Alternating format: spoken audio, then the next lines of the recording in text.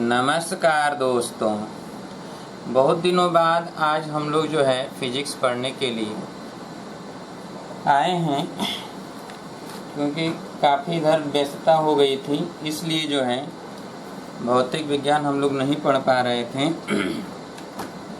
आज हम लोग पढ़ेंगे भौतिक विज्ञान में। जैसा कि आप जानते हैं कि हम लोग जो है भौतिक विज्ञान में प्रत्यावर्ती धारा तक पढ़ लिए थे। अब हम लोगों को पढ़ना है वैद्युत चुंबकीय तरंग। क्या पढ़ना है? वैद्युत चुंबकीय तरंग। वैद्युत चुंबकीय तरंग।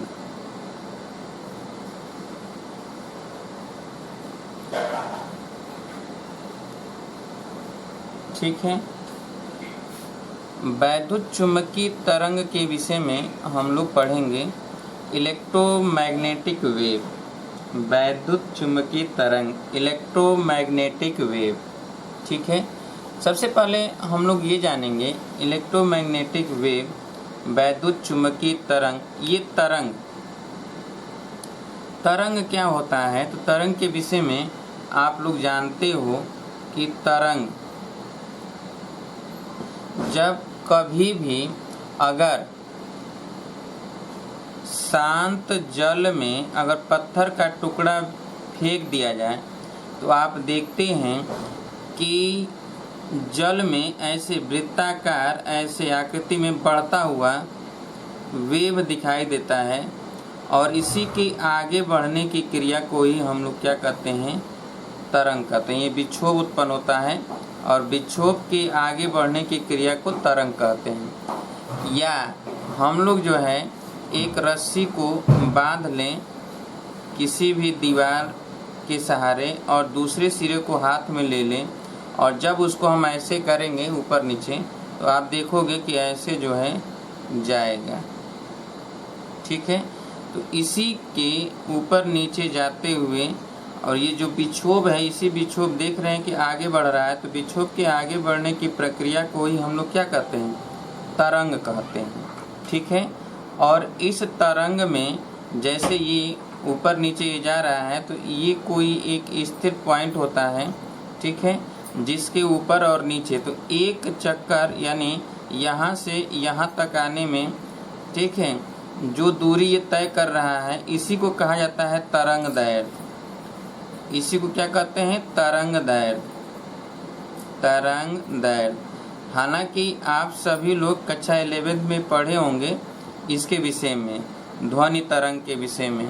तो यहाँ पर चुंबकीय तरंग, ये ऊपर जो होता है इसको हम लोग श्रृंग बोलते हैं, और ये नीचे जो होता है इसको हम लोग गर्त बोलते हैं। क्या बोलते हैं? गर्त। ये होता है गर्त, और ये क्या होता है? श्रृंग। तो दो श्रृंगों के बीच की दूरी अथवा दो गर्तों के बीच की दूरी तरंगदैर्घ्य कहलाता है, और इसको किससे डिनोट करते हैं? लैम्डा से। और एक सेकंड में जितने बार यह तरंग दोलन करता है उसे कहा जाता है फ्रीक्वेंसी, आवृत्ति। और आवृत्ति को, फ्रीक्वेंसी को n से भी डिनोट किया जाता है, म्यू से भी डिनोट किया जाता है, और f से भी डिनोट किया जाता है। फ्रीक्वेंसी को f से भी, म्यू से भी, n से भी। अच्छा, 9-10 में आप रहे होंगे, उस समय फ्रीक्वेंसी को n से डिनोट किया जाता है, जिसमें लिखा जाता है v बराबर n लैम्डा। अब आप जो है या तो f यूज करिए या फिर म्यू, तो इसको ये न्यू होता है। ठीक है। तो ये होता है न्यू, म्यू नहीं, ये न्यू होता है, और यह जो है फ्रीक्वेंसी को दर्शाता है। अर्थात आप चाल के लिए लिखेंगे क्या कि म्यू इंटू लेमडा, और ये म्यू बराबर होता है 1/t, तो λ/t। ठीक है। तो ये होता है v के लिए फार्मूला। इसी तरह जो वैद्युत चुंबकीय तरंग होते हैं, ये वैद्युत चुंबकीय तरंग, इलेक्ट्रोमैग्नेटिक वेव, यहाँ पर आपको समझ में ही आ रहा है कि वैद्युत भी है, चुंबक भी है, और इसी वैद्युत चुंबक दोनों के द्वारा जो तरंग उत्पन्न होता है, जो इनके ही माध्यम से ही तरंग उत्पन्न होता है, उसे ही कहते हैं वैद्युत चुंबकीय तरंग। क्या बोलते हैं? वैद्युत चुंबकीय तरंग। ठीक है। जैसे वैद्युत चुम्बकीय तरंग में प्रकाश, लाइट, जो प्रकाश है, प्रकाश जो गमन करता है, ये प्रकाश एक वैद्युत चुम्बकीय तरंग है। प्रकाश क्या है? एक वैद्युत चुम्बकीय तरंग। तो प्रकाश की तरह जितने भी तरंगे हैं, ठीक है, तो वो सभी की सभी तरंगे वैद्युत चुम्बकीय तरंग कहलाती हैं। और जितना प्रकाश का प्रॉपर्टी है वो सारे की सारे प्रॉपर्टी वैद्युत चुम्बकीय तरंग का होता है। अर्थात क्या कि वैद्युत चुम्बकीय तरंग किसी तल से टकराकर वह रिटर्न हो जाते हैं, यानी परावर्तन होता है, अपवर्तन होता है, किसी भी माध्यम में गमन करने के लिए गमन कर सकते हैं, चाहे जो भी माध्यम हो। जैसे आप जानते हैं कि गामा रे होता है, अभी सब बताएंगे गामा रे, ठीक है। एक्स रे होता है, जो कि आप स्वास्थ्य के लिए जानते हैं कि स्वास्थ्य में काम किया जाता है। हेल्थ जो भी हॉस्पिटल वगैरह होता है उसमें एक्सरे होता है, तो एक्सरे भी वैद्युत चुम्बकीय तरंग है। ऊष्मीय विकिरण भी वैद्युत चुम्बकीय तरंग है। तो सब के सब वैद्युत चुम्बकीय तरंग, ऐसे जितने भी तरंग होते हैं, और रक्त किरणें, ये भी वैद्युत चुम्बकीय तरंग है। हम सभी वैद्युत चुम्बकीय तरंगों को नहीं देख सकते।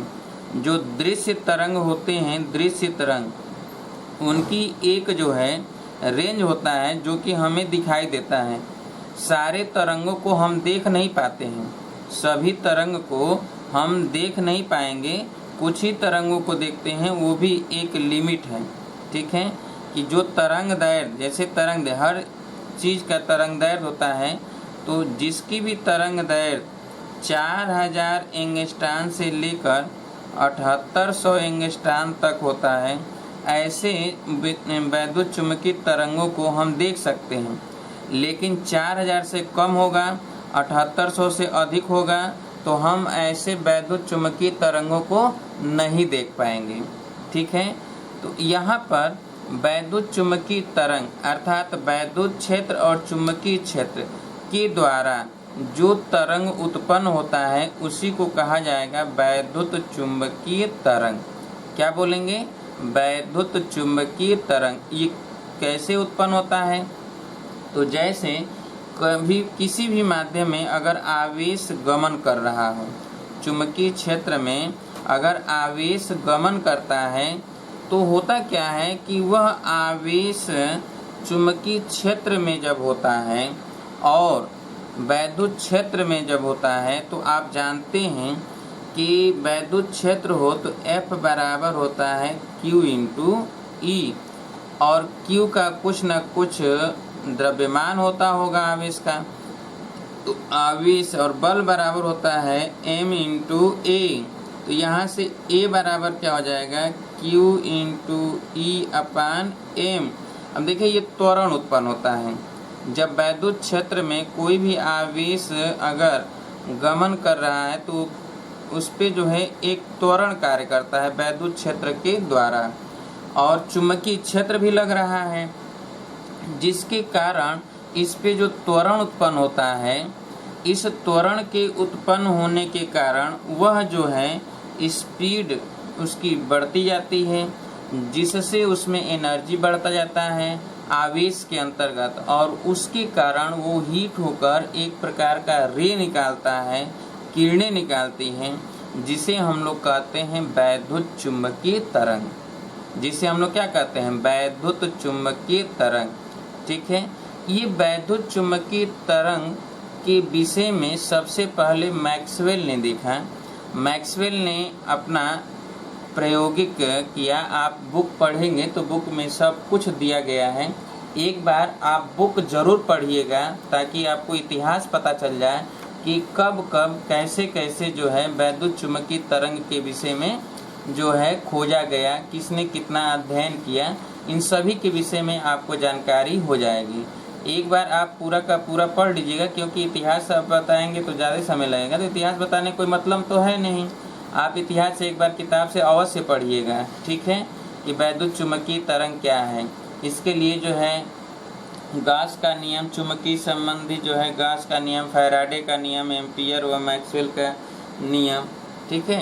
तो ये सभी जो है आप एक बार पढ़ लीजिएगा कि विद्युत संबंधी जो गॉस का नियम है उससे और मैक्सवेल का जो इक्वेशन है उससे। मैक्सवेल ने देखा था कि जब संधारित्र हो तो संधारित्र के लिए मैक्सवेल ने ये देखा था कि अगर संधारित्र है और संधारित्र में जब कोई भी संधारित्र है और संधारित्र में जैसे मान लिया जाए, मैक्सवेल ने क्या देखा है कि अगर ये संधारित्र है, समांतर प्लेट है जिसमें ये प्लस है और ये माइनस सिरा है, ठीक है, और इसके बाहर इस पर जो है परिवर्तित प्रत्यावर्ती धारा यानी ये प्रवाहित हो रही है, तो इसके बाहर r दूरी पर चुंबकीय क्षेत्र जो उत्पन्न होता है यहाँ पर बाहर, ठीक है, इस पर उन्होंने देखा कि जो यहाँ चुंबकीय क्षेत्र उत्पन्न होगा तो म्यू नॉट आई होगा, आई टी, ठीक है। अब इसके अतिरिक्त उन्होंने देखा कि जब यह जो है इस तरह का होता है कि इसमें एक जो है गॉसीय पृष्ठ का अध्ययन किया जाए, ये प्लस है, ठीक है, ये माइनस है, तो यहाँ पर एक जो है सुराही के आकार का ऐसे,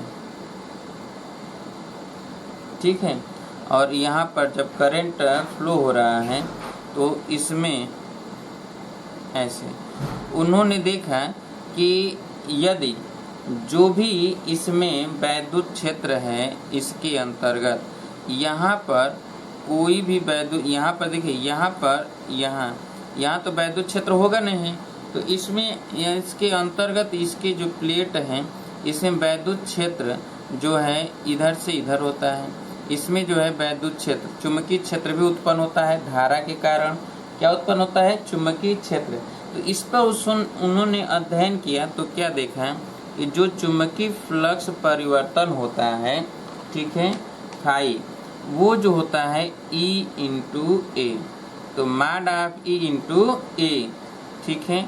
और इन्होंने क्या देखा कि ये गॉस के थ्योरम के अनुसार आप जानते हैं कि गॉस का थ्योरम क्या होता है कि यह जो है किसके बराबर होता है, तो Q बाई एप्सिलॉन के बराबर होता है। तो यहाँ पर A हो, यहाँ पर A हो जाए तो A कट जाएगा तो Q बाई एप्सिलॉन A ही तो आएगा ना, Q by epsilon A, E into A, ये mod of E into A. Mod में E लिखा गया इसलिए क्योंकि ये वेक्टर क्वांटिटी होता है तो उसका मैग्नीट्यूड निकाला जाएगा, ठीक है। अच्छा, आप जानते हैं कि I जो होता है वो Q बाई टी यानी D Q by d T हम लिख सकते हैं I के स्थान पर, क्यों। अब देखिए अगर ये जो फाई है ये फाई, तो फाई E बराबर क्या है कि Q बाई एप्सिलॉन नॉट, ठीक है। अगर हम यहाँ पर d phi by d t करें तो यहाँ पर क्या हो जाएगा कि यहाँ पे हो जाएगा डी क्यू, डी यहाँ पर Q अपान, ठीक है, ये Q है, अपान एप्सिलॉन नॉट और ये डी टी, ठीक है।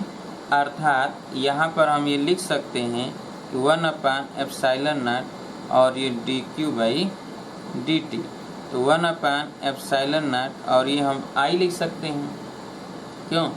अब यहाँ पर क्या है कि ये d phi by d t है, d phi by d T.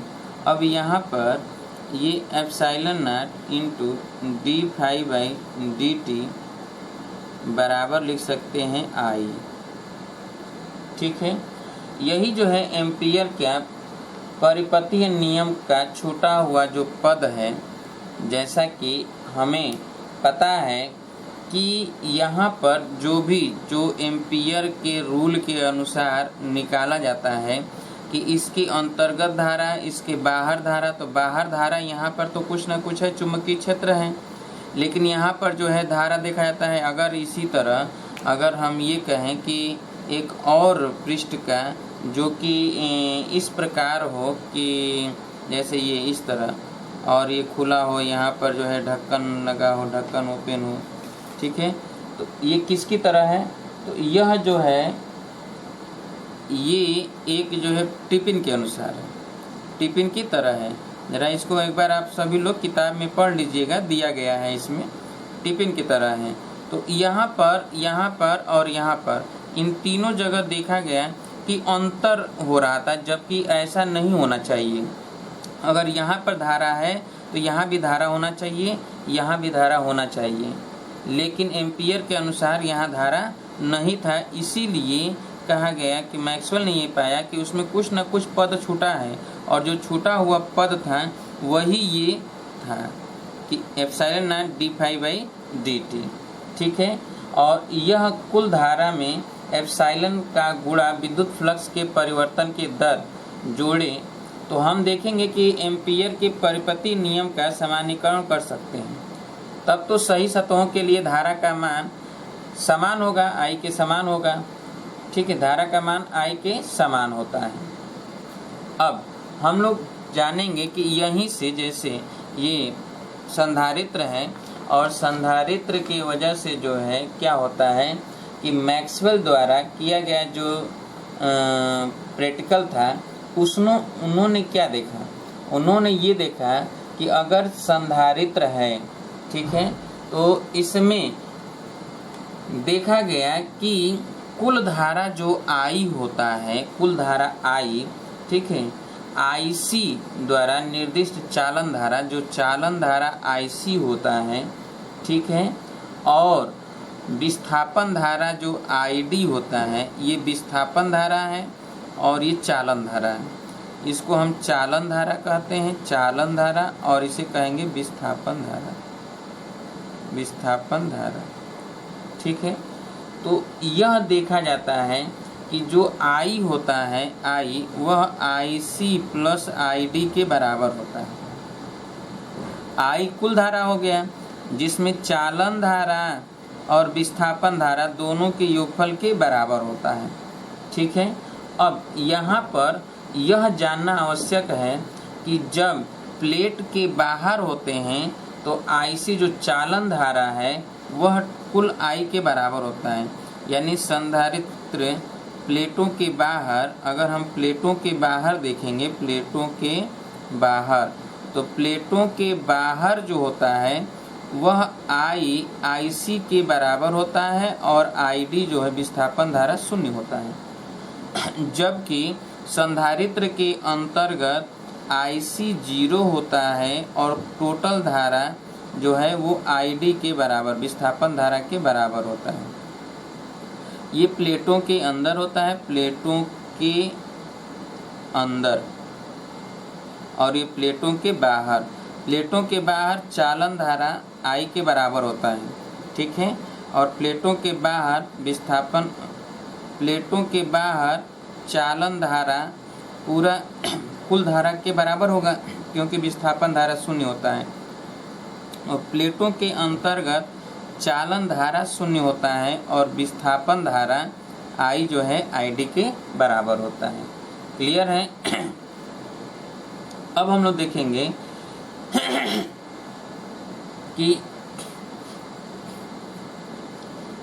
यह जो है I और विस्थापन धारा ID, ये देखा गया कि विस्थापन धारा का योग होता है जो ऐसे किसी भी सतह जिसकी परिमित बंद लूप है से गुजरने वाली कुल धारा चालन धारा तथा विस्थापन धारा का योग होता है। हमने कहा कि I बराबर IC प्लस ID। एम्पियर का परिपथीय नियम यही कहलाता है कि चालन धारा और विस्थापन धारा दोनों के योगफल के बराबर होता है कुल धारा, यही एम्पियर का नियम है।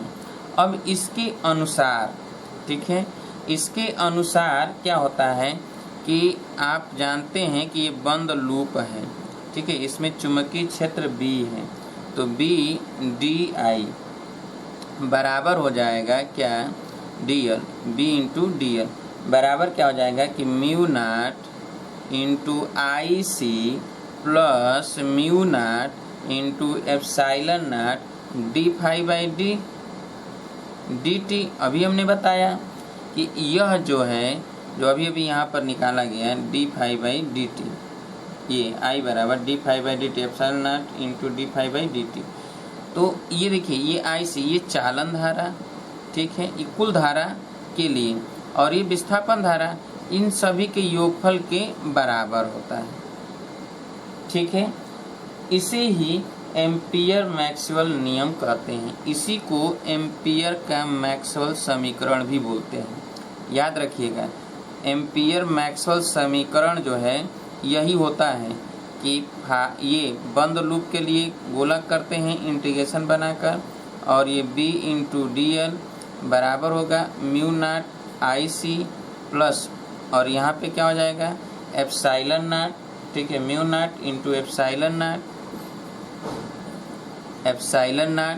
ठीक है, एप्सिलॉन नॉट और d∅E/dt।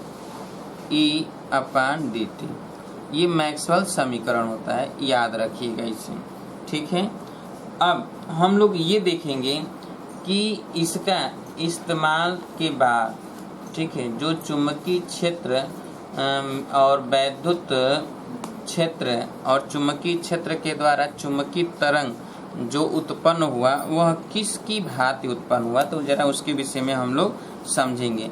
यही मैक्सवेल समीकरण होता है, याद रखिएगा, ठीक है। IC क्या होता है, चालन धारा होता है। ID क्या होता है, विस्थापन धारा होता है। प्लेटों के अंतर्गत, संधारित्र के प्लेटों के अंतर्गत विस्थापन धारा शून्य होता है, ठीक है। बाहर जो है विस्थापन धारा शून्य होता है और चालन धारा कुल धारा के बराबर, और प्लेटों के अंतर्गत चालन धारा शून्य होता है और विस्थापन धारा ही केवल होता है, यानी यहाँ से यहाँ विस्थापित धारा होता है, और इसमें चालक के माध्यम से धारा प्रवाहित होता है। तो चालन धारा, और चालक के माध्यम से नहीं बल्कि माध्यम में धारा प्रवाहित होता है, तो उसको हम विस्थापन धारा कहते हैं। तो इसमें अंदर केवल विस्थापन धारा होता है और इसमें क्या होता है, चालन धारा होता है, ठीक है। अब हमने कहा कि आवेशों के त्वरित होने के कारण ही वैद्युत चुंबकीय क्षेत्र उत्पन्न होता है। आवेशों के त्वरित होने के कारण वैद्युत चुंबकीय क्षेत्र उत्पन्न होता है, ठीक है। इसे एक बार आप सभी लोग पढ़ लीजिएगा, इसमें लिखने योग्य कोई बातें नहीं है उस तरह का कि जो है लिखवाया जाए, केवल हम आपको समझा दे रहे हैं। चुंबकीय तरंग जो लिखवाने लायक रहेगा उसको हम लिखवा देंगे, ठीक है। अब वैद्युत चुंबकीय तरंगों के स्रोत कौन कौन से हैं, तो अभी हमने बताया क्या कि यह जो है जहाँ वहीं उत्पन्न होता है जहाँ वैद्युत क्षेत्र और चुंबकीय क्षेत्र दोनों हैं, जहाँ वैद्युत क्षेत्र और चुंबकीय क्षेत्र दोनों हों, और उसमें क्या होता है कि चुंबकीय तरंगों के स्रोत हो सकते हैं, जैसे कि त्वरित आवेश होता है तो वैद्युत चुंबकीय तरंगें विकृत करते हैं। त्वरित आवेश ही केवल वैद्युत चुंबकीय तरंग उत्पन्न करते हैं, और वो किसके वजह से होगा, तो वैद्युत क्षेत्र के वजह से होगा, ठीक है। किसके वजह से होता है, वैद्युत क्षेत्र की वजह से। और यहाँ पर दोलन करता है किसके वजह से, चुंबकीय क्षेत्र की वजह से दोलन करता है, और जिसके कारण उसकी जो आवृत्ति होती है, किसकी आवृत्ति, जो चुंबकीय आवेश होता है, आवेश की जो फ्रीक्वेंसी होती है वह आवेश भी एक त्वरित आवेश के उदाहरण हैं। तो इसके लिए कोई भी दोलन करता हुआ आवेश भी, अगर दोलन करता हुआ आवेश है तो वह त्वरित आवेश हो सकता है, कभी स्लो होगा, कभी तेज होगा, कभी स्लो होगा, कभी तेज होगा, और यह आवृत्ति ही जो उससे उत्पन्न होता है चुंबकीय तरंग, उसकी आवृत्ति के बराबर होता है। विद्युत चुंबकीय क्षेत्र एक दूसरे को संपोषित करते हैं, या कहें कि तरंग गमन करती है, तो स्वाभाविक रूप से वैद्युत चुंबकीय तरंगों की आवृत्ति आवेश के दोलनों की आवृत्ति के बराबर होती है। गमनकारी तरंगों से जुड़ी ऊर्जा स्रोत अर्थात त्वरित आवेश की ऊर्जा से ही प्राप्त होती है, त्वरित आवेश की ऊर्जा से प्राप्त होती है, ठीक है। अब जैसा कि हमें पता है कि आवृत्ति लगभग जो है पीले रंग का जो आवृत्ति होता है वो 6 × 10⁻14 हर्ट्ज है। इसको जो है प्रैक्टिकल के द्वारा देखा गया, और ये प्रैक्टिकल के द्वारा जो है किसने देखा, तो इसको मैक्सवेल और हर्ट्ज ने जब ये प्रैक्टिकल किया, ठीक है, तो उन्होंने पाया कि पीले प्रकाश की आवृत्ति लगभग इतना होता है, पीले प्रकाश की आवृत्ति। जबकि अत्यधिक आधुनिक इलेक्ट्रॉनिक परिपथों से जो अधिकतम आवृत्ति आज तक प्राप्त किया गया है वह जो है 10⁻11 है हर्ट्ज, यानी अधिकतम इतना ही हर्ट्ज फ्रीक्वेंसी प्राप्त किया गया है। तो इतना फ्रीक्वेंसी पता चला कैसे, इतना फ्रीक्वेंसी कैसे पता चला? तो ये असंभव एक तरह से दिखा, ठीक है। तो वैद्युत चुम्बकीय तरंग के लिए हर्ट्ज के प्रयोग जब 1887 ईस्वी में उन्होंने किया था, तो मैक्सवेल के सिद्धांत के परीक्षण के लिए किए गए हर्ट्ज के सफल प्रयोग ने सनसनी फैला दी थी उस समय, ठीक है। और प्रयोग से इस क्षेत्र के महत्वपूर्ण कार्य के लिए प्रेरणा का आधार बना, जिसके कारण जो है बाद में चलकर कलकत्ता में जो है जगदीश चंद्र बसु, याद रखिएगा नाम, जगदीश चंद्र बसु, कलकत्ता में जो है प्रैक्टिकल के दौरान उन्होंने तरंगदैर्घ्य जो है 25 नैनोमीटर, देखिए 25 nm, ठीक है, 25 mm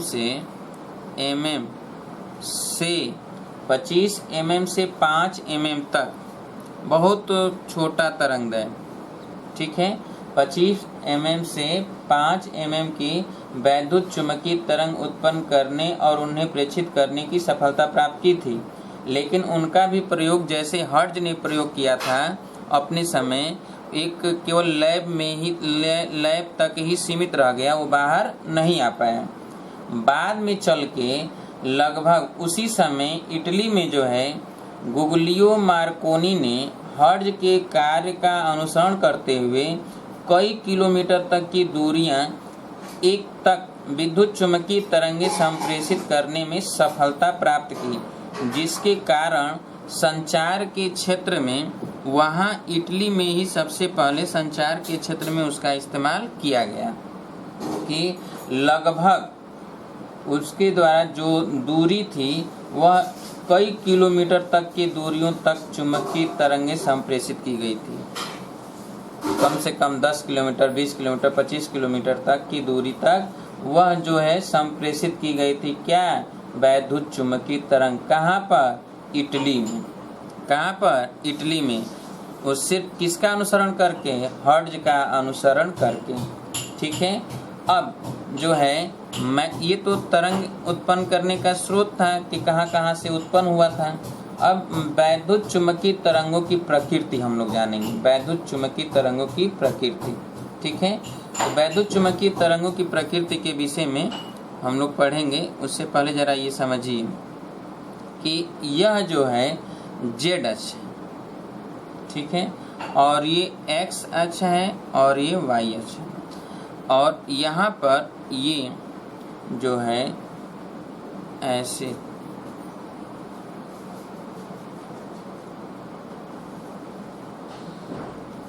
ऐसे जो है चुंबकीय तरंग, और यह जो है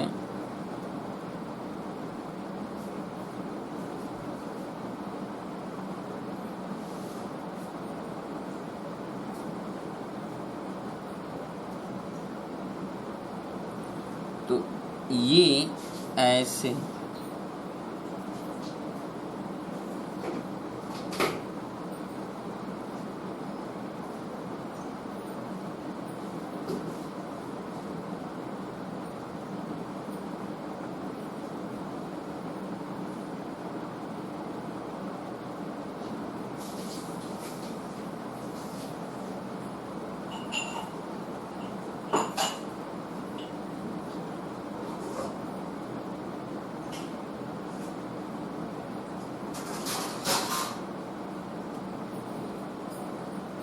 इस तरह।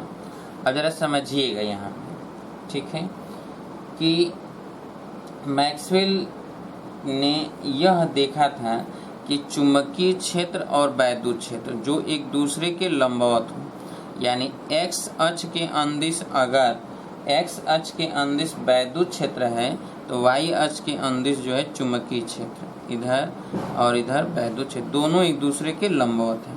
यानी ई व बी के बीच जो है के बीच का कोण 90 अंश है। बीच का कोण क्या है? 90 अंश है। तो ये जो है दोनों ही एक दूसरे के लंबवत हैं और जब ये गमन करते हैं तो जेड अक्ष के अनुदिश गमन करते हैं। किसके? जेड अक्ष के अनुदिश गमन करते हैं। याद रखिएगा, जेड अक्ष के अनुदिश, यानी ये लंबवत, एक्स के भी और वाई के भी लंबवत, जेड अक्ष के अनुदिश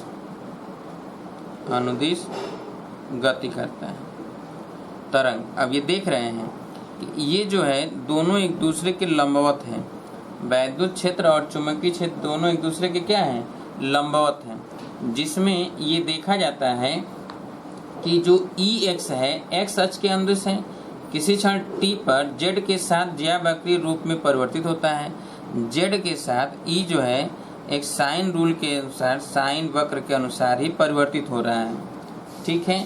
उसी तरह चुंबकीय क्षेत्र BY y अक्ष के अनुदिश है, यह भी जो है z के साथ ज्यावक्र की तरह जो है ये परिवर्तित होता है, दोनों ही।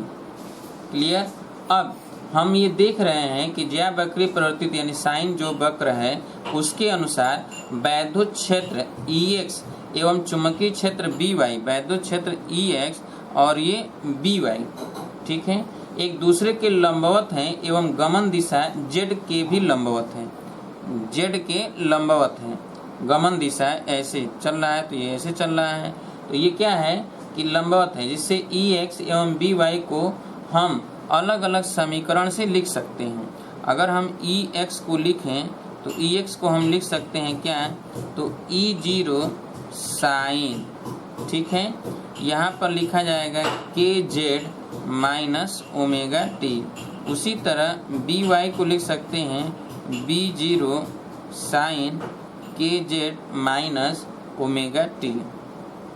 ठीक है। अब यहाँ पर जो यहाँ K लिखा जा रहा है, क्या लिखा जा रहा है? K। यह K जो है तरंग की तरंगदैर्घ्य लैम्डा में निम्नलिखित संबंध है। K जो ये K है वह लैम्डा के साथ 2 पाई बाई लैम्डा, यानी K जो होता है 2 पाई बाई लैम्डा, क्योंकि आप कक्षा 11th में जो आप तरंग के लिए समीकरण पढ़े थे वो यहाँ पर 2 पाई बाई लैम्डा, आपने क्या पढ़ा था? 2 pi by lambda minus omega T, इसीलिए K के स्थान पर 2 पाई बाई लैम्डा लिखा जाएगा।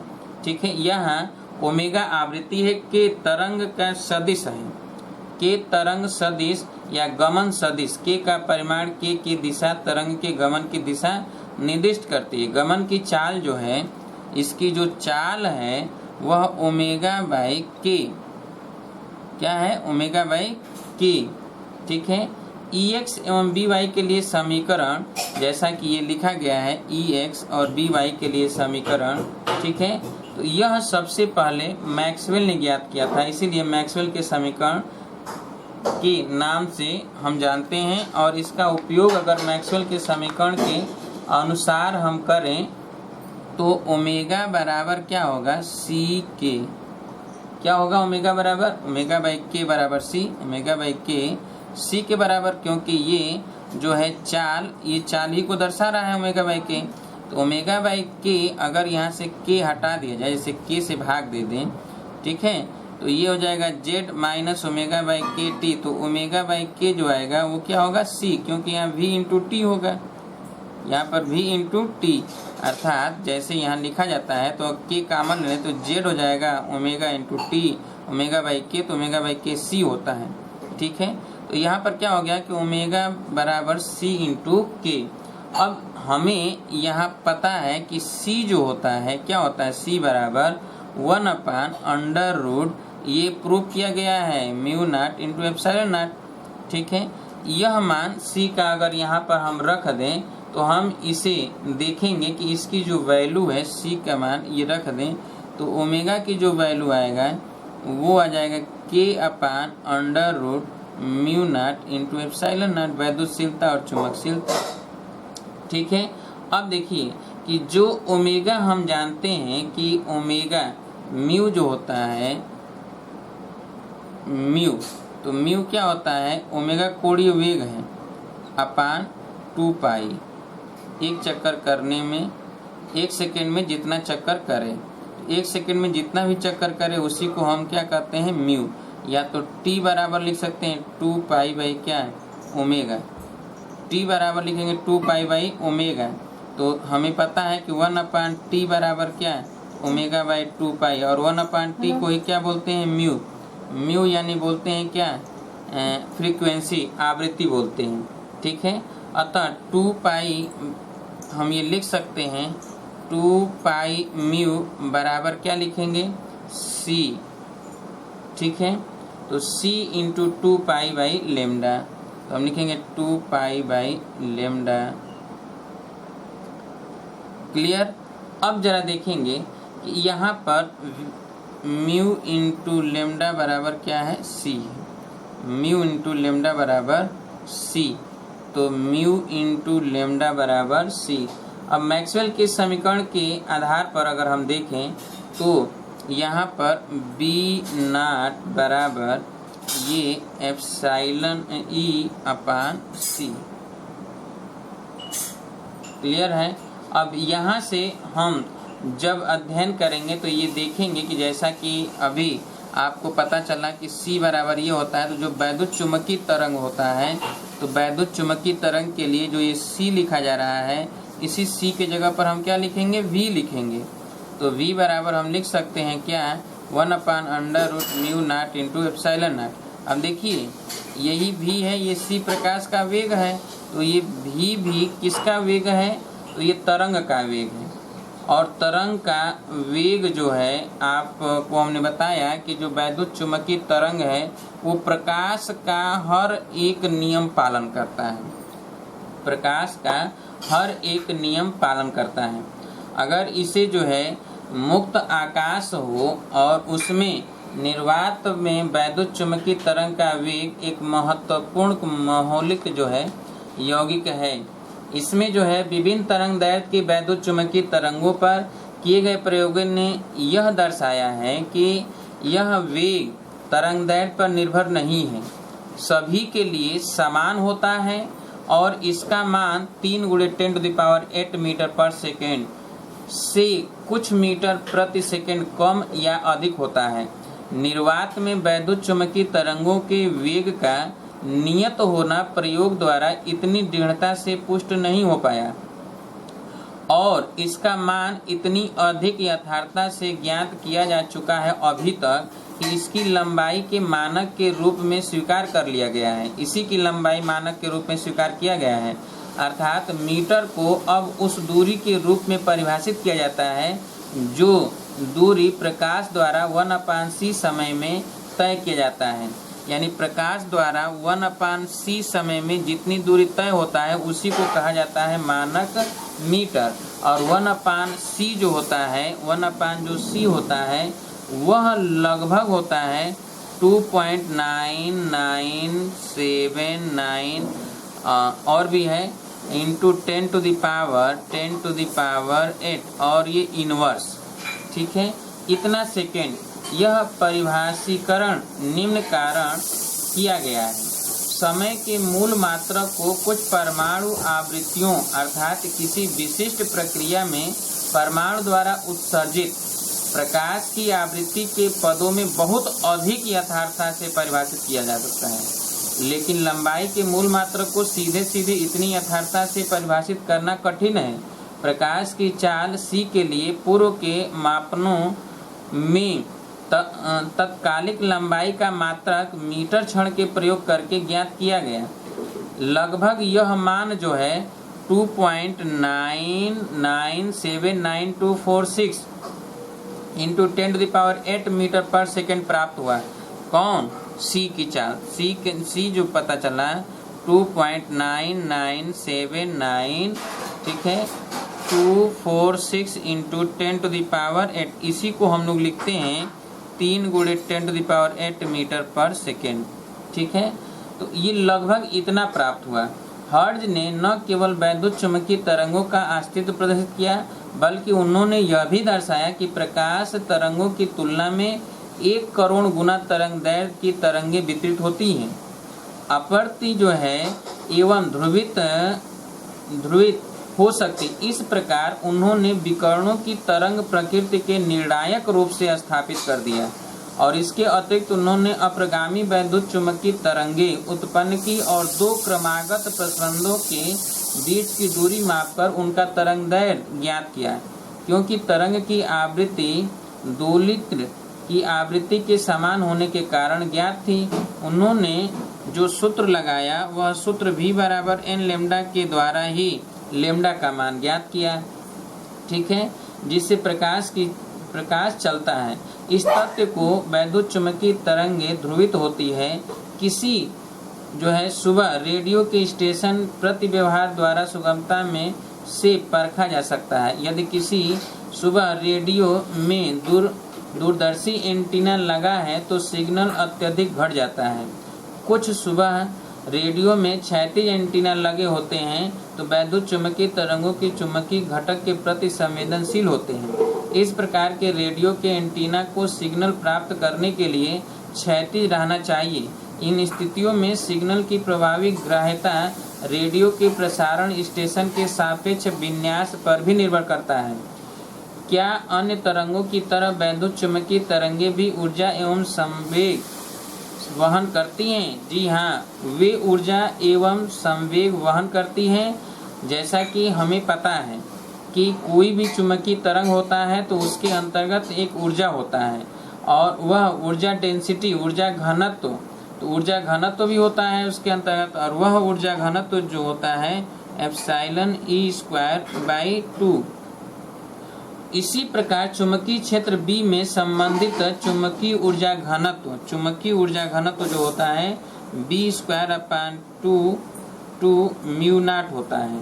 ठीक है, क्योंकि वैद्युत चुंबकीय तरंग में वैद्युत एवं चुंबकीय क्षेत्र दोनों ही होते हैं। इसके साथ एक शून्योत्तर ऊर्जा घनत्व जुड़ा होता है। अब मान लीजिए कि चुंबकीय तरंगों की गमन दिशा के लंबवत कोई तल है। यदि इस तल में कोई वैद्युत आवेश होंगे, वे वैद्युत चुंबकीय तरंगों के वैद्युत एवं चुंबकीय क्षेत्रों के कारण गति में आकार उस गत्यावस्था में बने रहेंगे। इस प्रकार वह आवेश तरंगों से ऊर्जा एवं संवेग प्राप्त करते हैं। इससे यही तथ्य स्पष्ट होता है कि अन्य तरंगों की भांति वैद्युत चुंबकीय तरंगें भी ऊर्जा एवं संवेग वहन करती हैं। चूंकि यह संवेग वहन करती हैं, इसलिए एक वैद्युत चुंबकीय तरंग दाब डालती हैं, जिसे विकिरण दाब भी कहा जाता है। जब हम लोग लाइट जलाते हैं तो जहाँ पर पड़ता है प्रकाश, जहाँ पड़ता है वहाँ पर एक प्रकार का दाब भी पड़ता है और वह दाब का भी गणना हम लोग कर सकते हैं। ऐसा नहीं है कि नहीं कर पाएंगे, वो दाब भी निकाला जाता है। और जो दाब निकाला जाता है उसके लिए फार्मूला होता है P बराबर U/C। यदि T समय के किसी सतह पर स्थानांतरित कुल ऊर्जा U हो, U ऊर्जा है, ठीक है, तो दर्शाया जा सकता है कि इस सतह को प्रदान किया गया कुल संवेग P जो है, कुल संवेग P बराबर कि कुल ऊर्जा आवेशित की गई होगा, अर्थात P बराबर U/C। ये P जो है U/C है, ठीक है, संवेग है। आप तो जानते हो कि जो U होता है इससे काइनेटिक एनर्जी है, तो काइनेटिक एनर्जी हाफ mv² होगा। ठीक है, अब इसी में अगर हम v से भाग दे दें तो v से स्क्वायर कट जाएगा तो mv/2 जो कि संवेग को दर्शाएगा, ये U/C होता है। ठीक है, टोटल ऊर्जा होता है जो U/C होता है। जब तेज धूप आपके हाथ पर पड़ती है तो आप अनुभव करते हैं कि आपके हाथ द्वारा वैद्युत चुंबकीय तरंगें आवेशित की जा रही हैं। आपके हाथ गर्म हो जाते हैं। वैद्युत चुंबकीय तरंग आपके हाथ पर संवेग भी स्थानांतरित करती है, पर क्योंकि C का मान अत्यधिक है, अतः स्थानांतरित संवेग का परिमाण बहुत छोटा होता है और आपको दाब का अनुभव नहीं होता है। 1903 में अमेरिकी वैज्ञानिक निकोल्स एवं हुल ने दृश्य प्रकाश, याद रखिएगा, निकोल्स एवं हुल ने दृश्य प्रकाश का विकिरण दाब मापने में सफलता प्राप्त की थी। उन्होंने यह दाब जो है 7 ×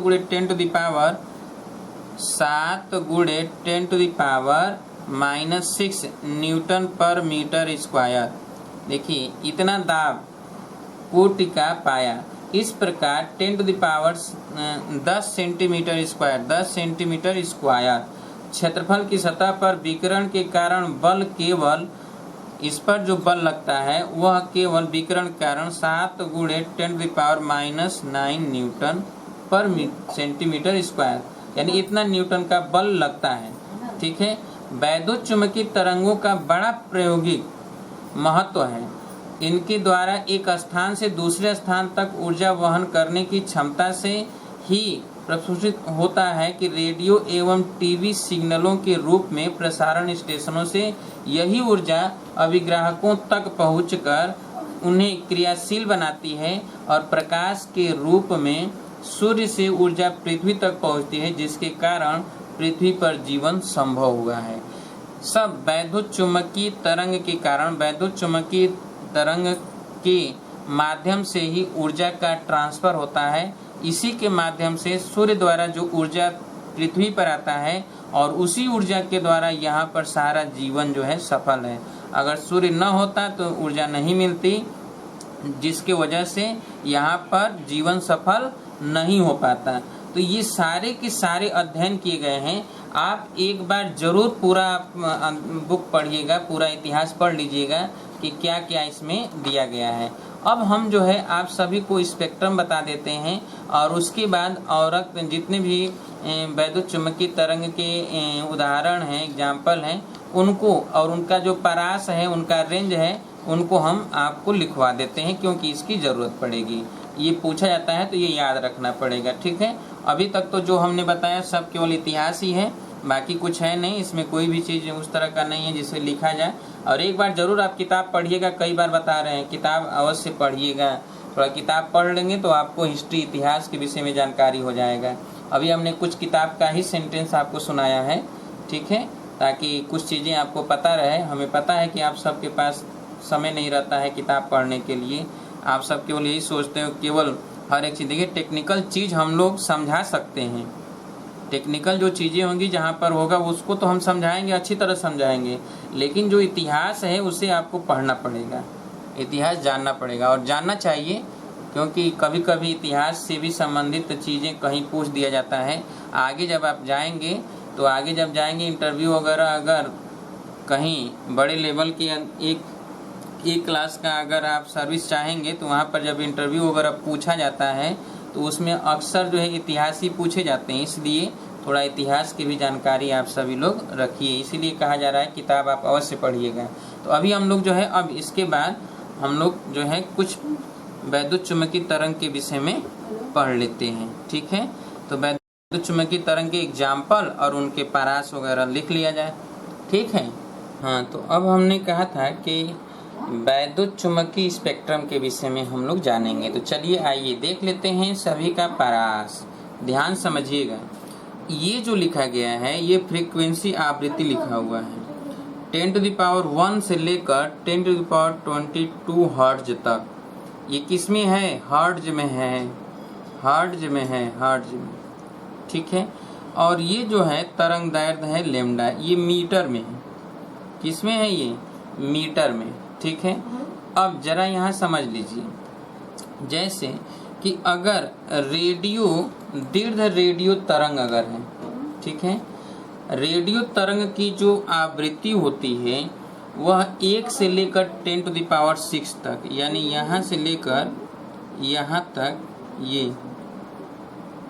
ये जो होती है ये रेडियो तरंग, ठीक है, दीर्घ रेडियो तरंगे होती है। ठीक है, रेडियो तरंगे, दीर्घ रेडियो तरंगे होती हैं, दीर्घ रेडियो तरंगे यानी बड़ा। ठीक है। और इनका जो रेंज होता है, ठीक है, ये 10⁻3 से लेकर ये यहाँ तक 10⁻7 तक इनका तरंग दैर्ध्य का रेशियो होता है। दीर्घ रेडियो तरंग का तरंग दैर्ध्य होता है 10⁻7 से लेकर 10⁻3 तक। ठीक है। और आप हर्ट्ज होता है, फ्रीक्वेंसी जो होता है वो 10⁻1 से लेकर 10⁻6 तक। क्लियर। और 10⁻6 से 10⁻7 तक, जो यहाँ से 10⁻6 से 10⁻7 हर्ट्ज तक होता है, ये जो है सुबह का रेडियो तरंगे होती हैं। ठीक है, AM रेडियो तरंगे। ठीक है, रेडियो तरंगे। तो यहाँ पर क्या होता है कि इसकी जो तरंगदैर्ध्य होता है वो यहाँ से होता है, ये रेडियो तरंगे हैं, ठीक है। अब हम लोग देखेंगे कि इसके अतिरिक्त जो टेलीविज़न तथा एफएम रेडियो बैंड होता है उसका जो तरंगदैर्ध्य होता है वो 10⁻7 से लेकर 10⁸ तक, ध्यान समझिए, 10⁻7 से, यानी ये यहाँ से यहाँ तक जो होता है ये एफएम बैंड रेडियो आप जो सुनते हैं, और वो टीवी का जो होता है या टीवी का जो फ्रीक्वेंसी होता है वो होता है, ठीक है। और इसकी जो है तरंगदैर्ध्य होता है वो यहाँ से लेकर यहाँ तक, यानी 10 से लेकर 0, यानी 10 मीटर से कहाँ तक, 1 मीटर तक, 1 मीटर से लेकर 10 मीटर तक का रेंज होता है, क्या, तरंगदैर्ध्य। और फ्रीक्वेंसी जो होता है 10⁻7 और 10⁸ के बीच में होता है, यानी 10⁹ और 10⁻7 के बीच में रहेगा, क्या, एफएम और टीवी का जो रेंज होता है वो, ठीक है, फ्रीक्वेंसी के लिए। और साथ ही साथ जो लघु रेडियो तरंगे होती हैं, तो दीर्घ के लिए, और जो लघु रेडियो तरंगे होती हैं वो लघु रेडियो तरंगे यहाँ से लेकर 10⁻7 से लेकर, ठीक है, लघु रेडियो तरंगे जो होती हैं वो 10⁻12 तक होती हैं, ये, ठीक है, ये लघु रेडियो तरंगे होती हैं। क्या होती हैं, लघु रेडियो तरंगे। आप ये देखिए, तो लघु रेडियो जो तरंगे हैं वो जो है लघु रेडियो तरंगे वो यहाँ से लेकर यहाँ तक है, ये लघु रेडियो तरंगे होती हैं, लघु रेडियो तरंगे, ठीक है। तो इसका जो तरंगदैर्ध्य होता है लघु रेडियो तरंगदैर्ध्य के लिए, तो 10⁻³ और 10⁻² के बीच, अर्थात यहाँ से लेकर यहाँ, यहाँ से लेकर यहाँ से लेकर, और ये जो है यहाँ तक होता है, ठीक है। तो ये होता है, ये क्या होता है, तरंगदैर्ध्य होता है, यानी 10⁻² अर्थात 100 मीटर से लेकर 10⁻³ तक होता है रेडियो तरंगे। क्लियर। अब चलिए, अब हम लोग देखेंगे कि इसमें जो होता है ये लघु रेडियो तरंगे होती हैं, लघु माइक्रो तरंगे जो कहलाती हैं, लघु माइक्रो तरंगे। तो लघु जो माइक्रो तरंगे हैं वो जो है 10⁹ से लेकर 10⁻12 तक, यहाँ पर देखिए, जो यहाँ से है यहाँ, ठीक है, 10⁹ से लेकर 10⁻12 तक है ये, तो इसमें जो है लघु माइक्रो तरंगे होती हैं, यानी माइक्रो तरंगे। इसमें क्या होती हैं, माइक्रो तरंगे, माइक्रो तरंगे, ठीक है, ये माइक्रो तरंगे होती हैं 10⁹ से लेकर 10⁻12 हर्ट्ज तक, ठीक है।